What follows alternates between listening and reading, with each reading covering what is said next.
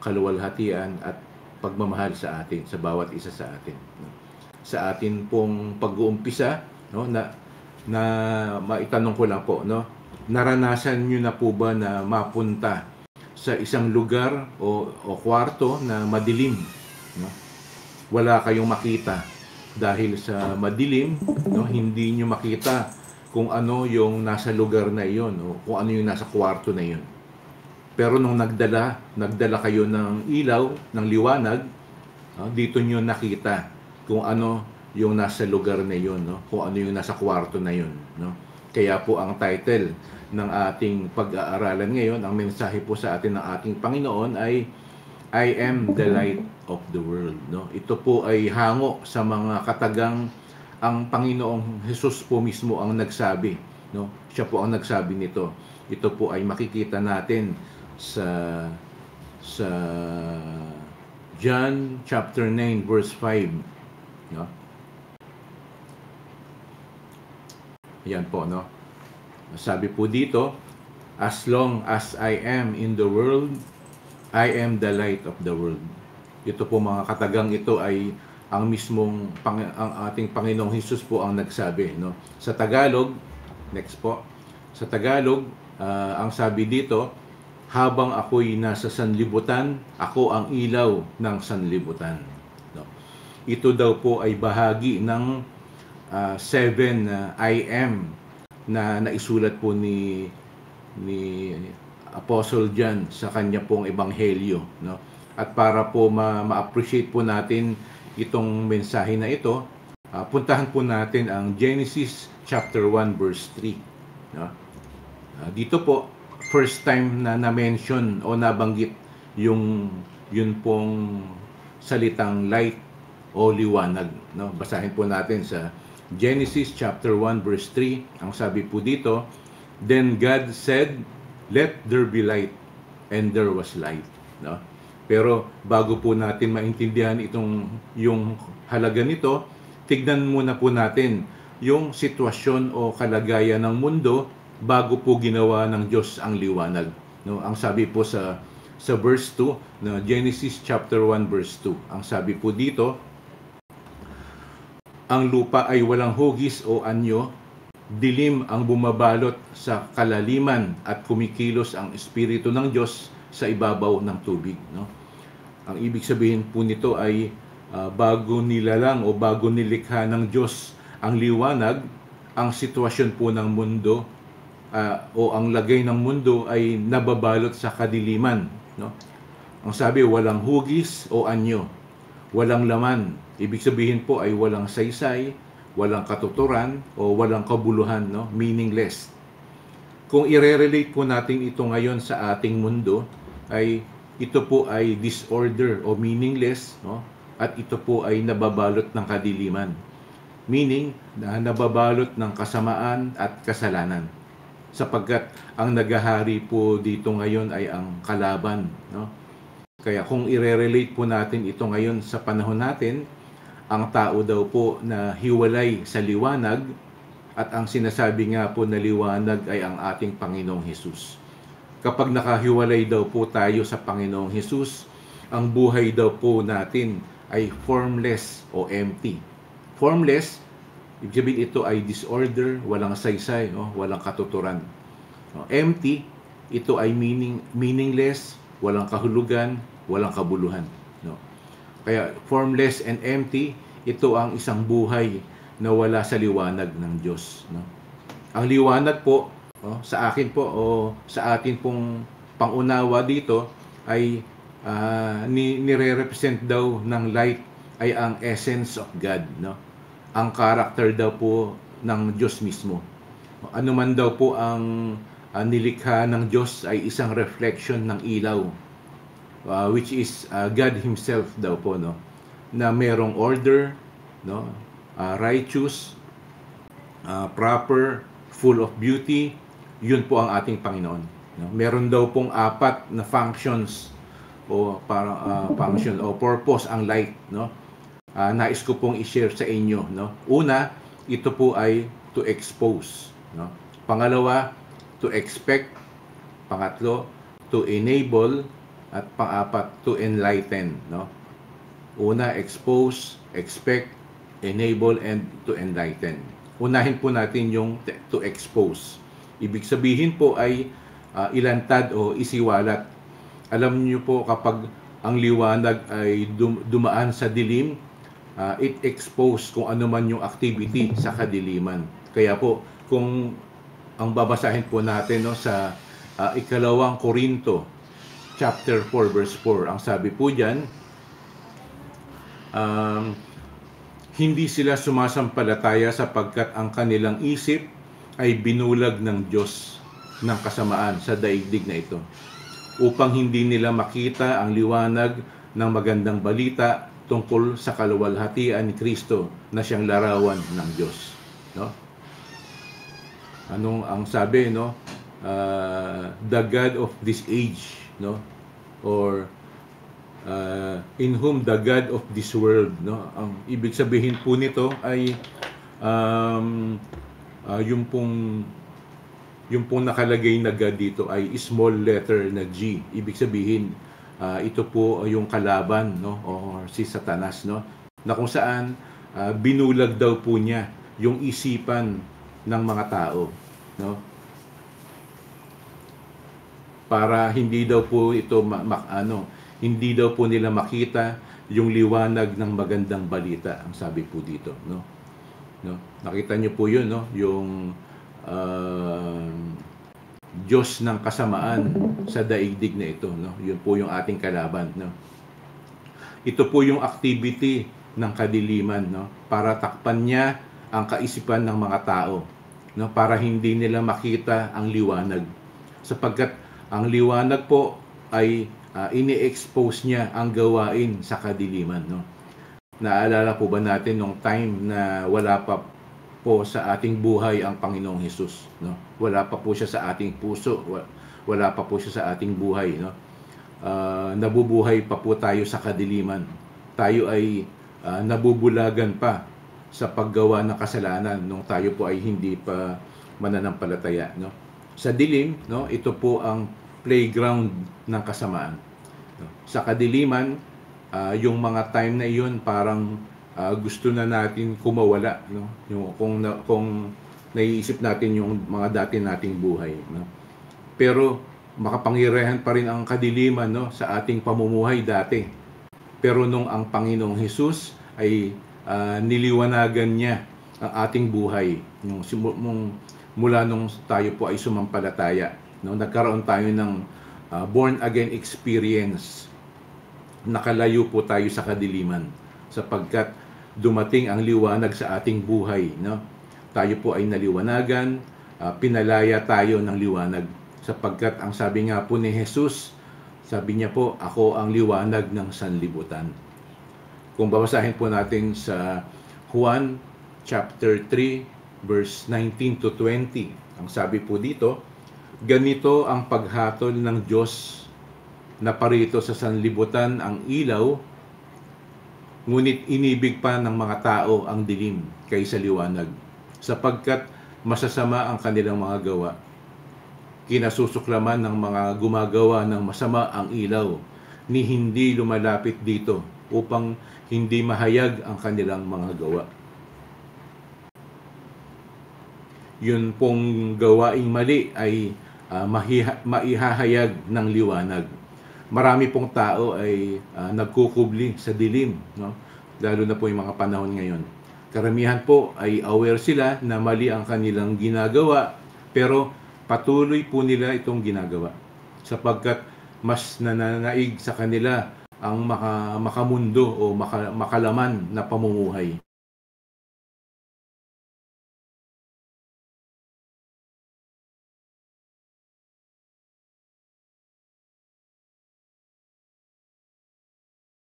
O nailantad ng liwanag ni Kristo ang katotohanan, no? Then yung taong iyon ay magsisisi sa kanyang mga kasalanan, kaya unang tungkulin ng liwanag ay to expose. No? Pangalawa, no, ang function ng liwanag ay to expect, no? Kung ano ba yung ini-expect, no? Pwede din po ito na pwede po nating sabihin na ito ay hope o pag-asa, no? Meron pong kasabihan nga, no, there is a light at the end of the tunnel, no? Ang sabi nga po, no. Alam niyo po yung mahabang tunnel na kadalasan ay madilim, at habang dumadaan tayo dito ay pakiramdam natin ay parang nasasakal tayo o kulob na kulob. Parang walang hangin, no? At wala tayong ibang nakikita kundi yung mga pader, yung mga bato. Alam niyo po, mga kapatid, itong tunnel ay parang ito ang kalagayan ng mundo ngayon. Nababalot tayo sa kadiliman at kasamaan. Wala tayong ibang nakikita sapagkat tayo ay nalilinlang ng kalaban, no? Ang ating mga puso at isipan ay binulag, sabi nga po kanina.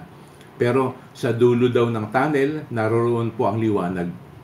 Nandyan po ang ating pag-asa, no? Nandyan po ang ating Panginoong Hesus na magbibigay sa atin ng liwanag, ng katotohanan at kalayaan para tayo ay makakawala sa kadiliman.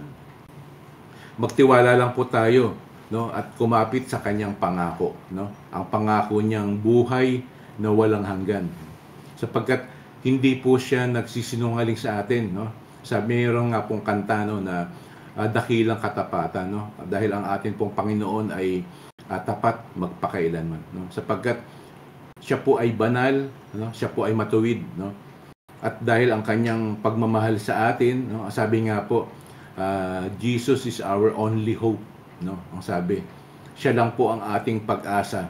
Ang sabi nga po ng ating Panginoong Hesus ay I am the light of the world, no? Kaya magtiwala po tayo at kumapit sa kanya.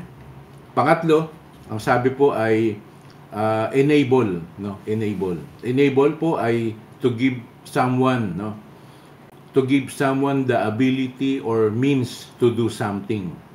O kaya ay make possible, no? Pwede din po natin sabihin na to empower, no? Alam niyo po, karamihan na may buhay dito sa mundo ay kailangan na masustain daw ng light o ng liwanag, no? Sabi nga, without light, then life will eventually die, sabi. Ang katawang lupa daw po natin na ito, ayon sa pag-aaral po ng siyensya, meron silang tinatawag na SAD, no? Sa kanila daw pong pag-aaral, ang ibig sabihin daw po ay seasonal affective disorder na sinasabi, na ang tao daw po ay nagkakaroon ng parang chemical reaction daw po sa kanyang katawan because of lack of exposure ng sunlight.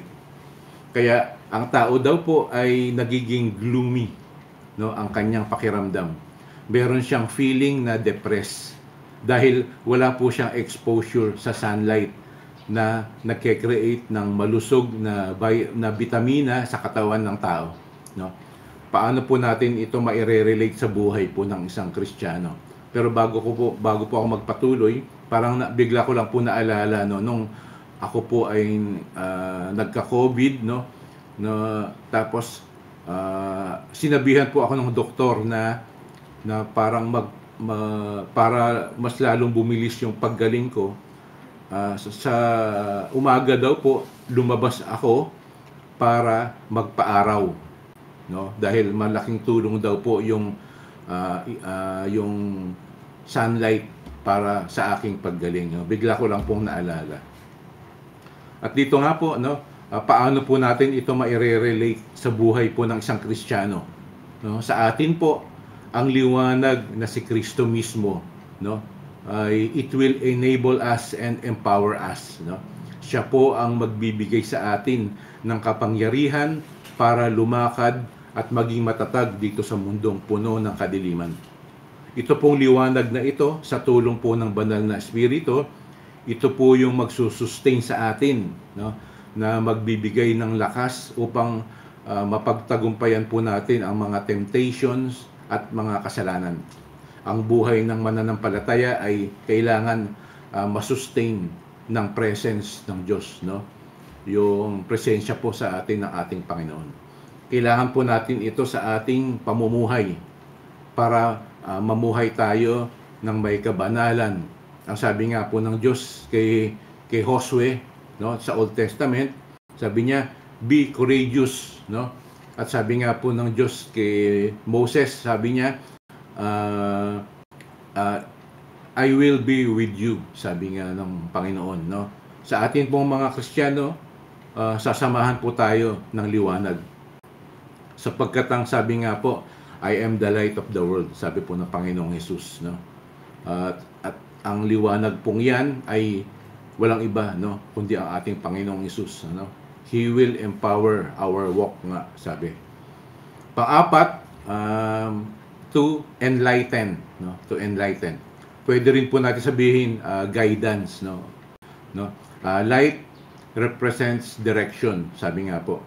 Sa mga nagta-travel, no, yung mga bumabiyahe po, no, lalo na po sa mga ilang na lugar, no, napaka-importante po ng liwanag, no. Kung babasahin nga po natin sa Salmo o Psalm 119 verse 105, ang sabi po diyan, Thy word is a lamp unto my feet and a light unto my path, no. Alam niyo po, ang liwanag ng ating Panginoong Hesus ay ang nagtuturo sa atin at nagpapaliwanag ng ating daan, no. Kailangan po natin ito upang magabayan tayo at sa kanyang kalooban, no. Sumunod sa kanyang kalooban at mamuhay ng may kabanalan, upang hindi tayo maligaw sa ating paglalakbay, no. It will serve as light in our path, sabi nga po dito sa verse na ito. Kaya po mga kapatid, tayo po ngayon ay nasa panahon ng grace period, no. Kung makikita po natin sa mga nangyayari sa ating mundo, meron pong mga river o lake na nagiging red, no, mga signs po 'yan. Meron pong mga bansa katulad po ng Thailand na hindi naman po usually na lumilindol pero lumindol, no? Meron pong mga ilog na na river na natutuyo. Meron pong mga nakikitang mga kakaiba sa mga himpapawid na hindi nila maipaliwanag kung ano. At yung pong mga nangyayari, mga lindol, mga gera, no, nakalagay po lahat yan sa Biblia. Yan daw po ay mga signs ng end times, no. Kaya po mga kapatid, yun nga po, no, panahon na po ng grace period, no. Hindi pa po deadline. Binibigyan pa po ng Panginoon ang mga tao ng chance. Pero malapit na po, no. Kaya ang tanong, handa na po ba? Handa na po ba tayo kung sakaling dumating na yung huling panahon, no? Handa na po ba tayo kung sakaling dumating na yung deadline? Ang sinasabi po at pangaral sa atin ng salita ng Diyos ay bagamat mayroong kadiliman, ay mayroon po tayong pag-asa. Mayroon po tayong liwanag. At ang liwanag pong yan ay ang ating Panginoong Hesus, no? Ang sabi nga po sa John chapter 14 verse 6. Ang sabi po diyan, sumagot si Jesus, ako ang daan, ang katotohanan at ang buhay. Walang makakapunta sa Ama kung hindi sa pamamagitan ko, no? At ang sabi nga rin po sa 1 Timothy chapter 2 verse 5. Ang sabi po diyan, for there is one God and one mediator between God and mankind, the man Christ Jesus, no? Wala na pong ibang tagapamagitan, no? Ang ating Panginoong Hesukristo lamang daw po. Tagapamagitan between sa tao at sa ating Panginoon. Sa buong libro po ng Biblia, wala na pong nabanggit na iba maliban lang po sa ating Panginoong Hesus, no? Ang nakalagay po para makabalik muli tayo sa ating Panginoong Diyos, sa Diyos Ama, para tayo ay makakawala sa kadiliman, para muli nating makita ang liwanag, para makamit po natin ang kaligtasan at ang buhay na walang hanggan, no? Pagkatapos po ng buhay natin dito sa mundo, mayroon lang daw pong dalawang buhay ang pwede nating puntahan. Una, yun pong habang buhay na kamatayan, no? O paghihirap, no? Na kung saan Ang sabi nga po sa Biblia, umaga at gabi ay naroon yung paghihirap. No? At pangalawa, yung pong buhay na walang hanggan. No? Na kung saan kapiling po natin ang ating Panginoon. No? Walang pagdurusa at wala nang paghihirap. No? Nasa sa atin po, mga kapatid, yung ang desisyon. No? Kaya nasa sa atin na po ba? Ang tanong, nasa sa atin na po ba ang Panginoong Hesus? Nasa atin na po bang puso? Nasa atin na po bang buhay? No? Nasa buhay na po ba natin na siya? No? Kaya po, sa atin pong pagtatapos, inaanyayahan ko po ang lahat, no, sa isang maikling panalangin. Kaya po, tayo po lahat ay manalangin.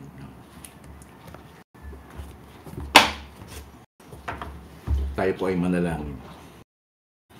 Panginoon, marami pong salamat sa pagkakataon po na ito, sa pagtanggap at pagyakap po sa amin nitong ibinigay po ninyong mensahe para sa amin.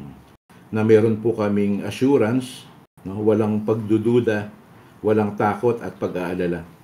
Dahil ikaw po, Panginoon, ang liwanag ng aming buhay. Ikaw po ang magbibigay ng tanglaw sa aming paglalakbay. Panginoong Hesus, ikaw po ang maging ilaw ng aking buhay, ng aming buhay. Isinusuko ko po, Panginoon, ang aking sarili sa inyo nang walang pag-aalinlangan. Pumasok po kayo sa aming buhay. Pumasok po kayo, Panginoon. Tinatanggap ko po kayo bilang Diyos at bilang tagapagligtas. Ibinibigay ko po ang aking sarili sa inyo, Panginoon. Humihingi po ako ng tawad sa aking mga kasalanan. Inaamin ko po na ako po ay makasalanan. Tinatanggap kita bilang aking Diyos at bilang aking tagapagligtas. Buong puso kitang tinatanggap sa aking buhay. Gabayan mo po ang bawat isa sa amin. Ibinibigay po namin ang lahat ng pagpupuri at pagsamba at pasasalamat sa inyo. Sa ngalan po ng Panginoong Hesus na aming tagapagligtas. Amen. Amen. Amen. Amen. Purihin po natin ating Panginoon. Magandang umaga po sa ating lahat.